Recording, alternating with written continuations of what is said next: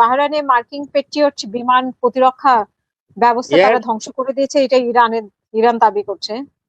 দাবি করছে। আরেকটা দাবি, এখানে তো আরেকটা জিনিস রয়ে গেছে, এটা তো বললামই না।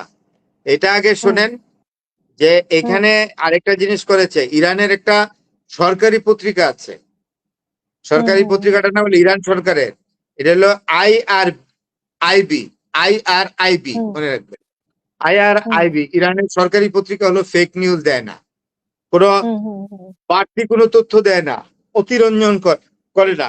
তারা যেটা বলেছে, তারা যেটা একদম পরিষ্কার বলেছে, জর্ডনের আকাবা বিমানবন্দরে তারা কি করেছে, ইরান আক্রমণ করে। দেখেন, প্রথমে একটা C-17 পরিবহন বিমান একদম ধ্বংস করেছে। তারপরে করেছে আরেকটা হলো নজরদারি করে, ওই যে সার্ভিলেন্স বিমান, নজরদারি বিমানটা হলো আপনার P-8 আরেকটা নজরদারি বিমান। তারা ব্যালিস্টিক মিসাইল দিছে। এটা কিন্তু নর্মাল মিসাইল না, দূরপাল্লার মিসাইল দিয়ে, ব্যালিস্টিক মিসাইল দিয়ে এটা ইরান ব্যালিস্টিক মিসাইল আকাবা, জর্ডানের আকাবা বিমানবন্দরে অ্যাটাক করেছে। করে একটি পরিবহন বিমান C-17 আর আরেকটি হলো সার্ভিলেন্স বিমান বা নজরদারি বিমান P-8 কে তারা ধ্বংস করে দিয়েছে। সাথে আমেরিকার বিমানের 20টি হ্যাঙ্গার ধ্বংস করেছে ইরান। এটা হলো গুরুত্বপূর্ণ, কারণ এই জর্ডনকে তারা এখন শক্তিশালী বেজ হিসাবে আমেরিকা ব্যবহার করে ইরানের উপর আক্রমণ করে। এই জন্য ইরান টার্গেট জর্ডনকে করেছে। জর্ডন একটা ছোট্ট দেশ। এখন বাদশাহ আব্দুল্লাহ বুঝবে, কিং আব্দুল্লাহ, কত ধানে কত চাল। আমেরিকা আরে যে এত কিছু দিয়ে রেখেছ ক্ষমতায় থাকার জন্য, আমেরিকার সাথে এত দহরম মহরম, সেটা বুঝবে। আসলে আমি আপনাকে বলি, ডোনাল্ড ট্রাম্প কিন্তু ঘুমন্ত বাঘের গায়ে খোঁচা দিয়েছে। এটা ইরান যে ঘুমন্ত বাঘ, এটা বুঝতে পারে না ডোনাল্ড ট্রাম্প। ইরানকে খোঁচা দেওয়া ডোনাল্ড ট্রাম্পের, এটা হলো ঘুমন্ত বাঘকে খুঁচিয়ে ঘুম থেকে জাগানো।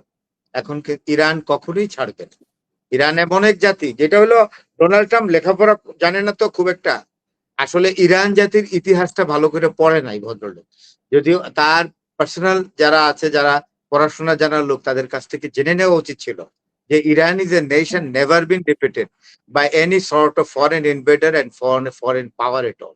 Completely defeat was unseen in the history of Iran. এটা তার জানা উচিত ছিল। এটা জেনেছিলেন আপনার এই যে কি বলে আমেরিকার প্রেসিডেন্ট বুঝতে পেরেছিলেন, বুশ দ্য সেকেন্ড। তারপরে হলো এই যে বারাক ওবামা এবং ক্লিন্টন, এই তিনজনই কিন্তু চেয়েছিল যে ইরানের উপর একটা আক্রমণ করবে। তারা জানতো যে ইরান তার ইউরেনিয়াম এমন ভাবে ডেভেলপ করছে যে কোনো সময়ে তারা কিন্তু একটা বোমা বানায় ফেলবে। সেই জন্য ইরানকে দমন করার জন্য 3 presidents of the United States of America, like Clinton, Obama, and Bush too, exactly took an attempt to subjugate and subdue, to defeat Iran by a massive war. কিন্তু তারা সাহস করে নাই। They did not take this courage because they had studied Iranian history and they have found that Iran had not been defeated at all. ইরানকে কোনোদিন পরাজিত করা যায়নি, পরাজিত হয়নি। কিন্তু এখন ইরান কি আসলে বাধ্য হবে কিনা শেষ পর্যন্ত তাদের উপরে এখন বোমা মারতে? কেন এখন যে পরিস্থিতিতে যাচ্ছে, যে কোনো দিন যে কোনো কিছু তো হতে পারে। তারাও আগাচ্ছে, যুক্তরাষ্ট্র আগাচ্ছে, যুক্তরাষ্ট্রও ক্ষয়ক্ষতি করছে, তারাও করছে।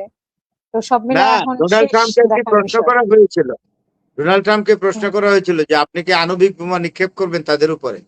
ট্রাম্প বলেছে এটা আমার প্রয়োজন হবে না। এটার দুটো মিনিং আছে।